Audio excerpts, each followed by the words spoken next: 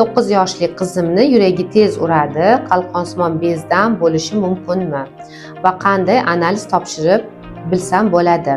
Agar qizingizda yurak tez urishi kuzatilayotgan bo'lsa, u faqat qalqonsimon bezdan bo'lmaydi, ya'ni anemiya, kamqonlikdan bo'lishi mumkin yoki yurak sohasida qandaydir o'zgarishlar kuzatilayotgan bo'lsa, unda yuragi tez urib ketishi mumkin.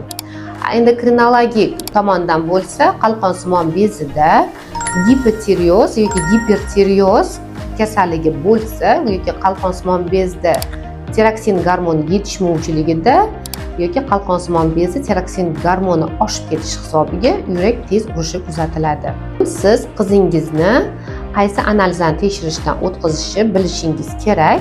Ya'ni birinchi o'rinda umumiy qon tahlili tekshiriladi. TTG, tireotropniy gormon, T4, T3 svobodniy gormonlari tekshirtirasiz va magniy, kalsiylarni tekshirtirib, yuragini EKG dan o'tkazasiz.